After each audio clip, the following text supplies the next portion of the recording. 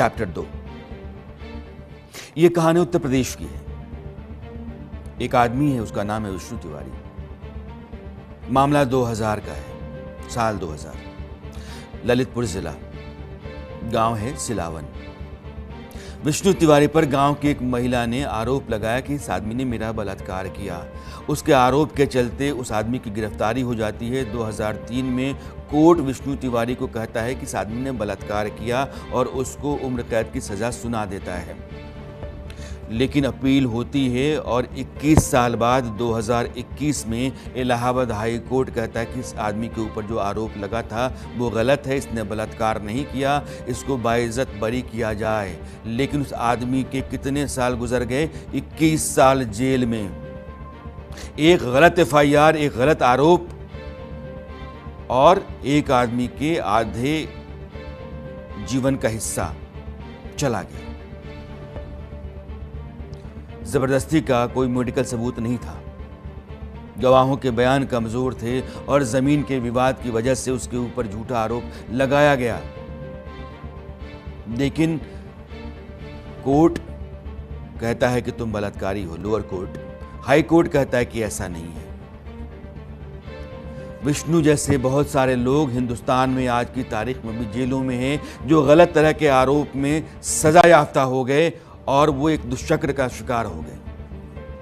इस आदमी की मां गुजर गई जेल में रहते हुए, भाई की मौत हो गई जेल में रहते हुए, परिवार के हालात बिगड़े, जमीन बिक गई जेल में रहते हुए। जब ये आदमी बाहर आया तो उसके हाथ में सिर्फ 600 रुपये महज है।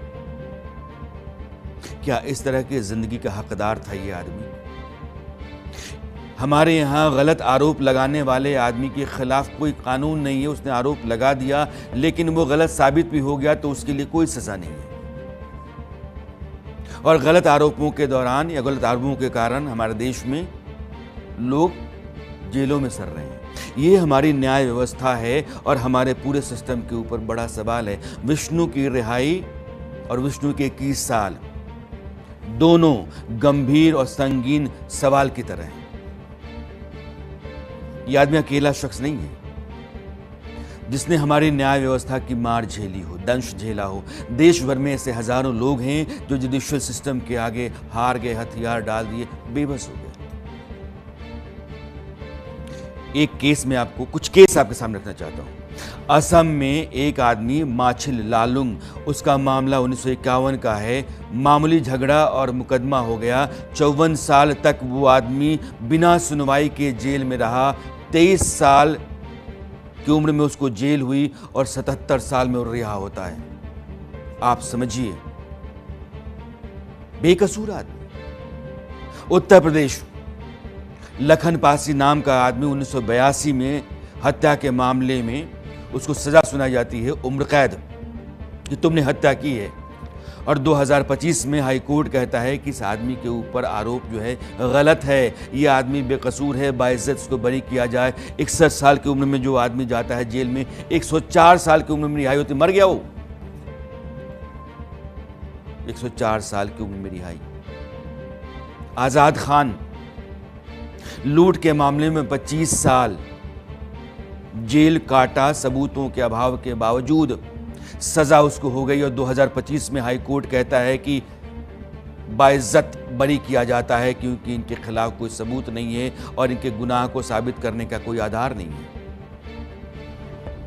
जिस देश में 1 लाख लोगों के लिए एक जज होना चाहिए, उस हिंदुस्तान में 5 लाख से ज्यादा लोगों पर एक जज है और करोड़ों केस हैं जो पेंडिंग है अदालतों में, कोर्ट्स में। एक आंकड़ा मैं आपके सामने रखता हूं। ये क्यों है? अगर ये बोझ है तो सिस्टम क्या कर रहा है? हिंदुस्तान को आजाद हुए 78 साल हो गए और 90,000 मामले तो सुप्रीम कोर्ट में लंबित हैं। हाई कोर्ट्स जितने देश भर में हैं, 64 लाख से ज्यादा मामले पेंडिंग हैं और लोअर कोर्ट्स में 4 करोड़ 84 लाख, यानी कि आप कुल जोड़ें तो 5 करोड़ से अधिक मामले देश की तमाम अदालतों में पेंडिंग हैं। इन 5 लाख केसेस में न जाने कितने लोग अभी जेल में होंगे। सरकार ने हाल ही में संसद में एक रिपोर्ट पेश की। रिपोर्ट में बताया गया कि 27 जनवरी 2026 तक देश के सुप्रीम कोर्ट में 25 हाई कोर्ट में कुल मिलाकर के 1122 पद स्वीकृत किए गए थे और उनमें से 308 खाली हैं। 1122 में से 308 30%, अगर प्रिसाइजली मैं बोलूं तो 27.4%। इसके अलावा तमाम लोअर कोर्ट्स में 4855 जजों के पद खाली हैं। 4855।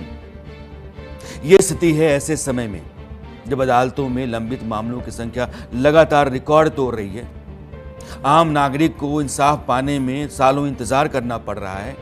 लोग बेकसूर होने के बावजूद आधी जिंदगी जेल में गुजार देते हैं।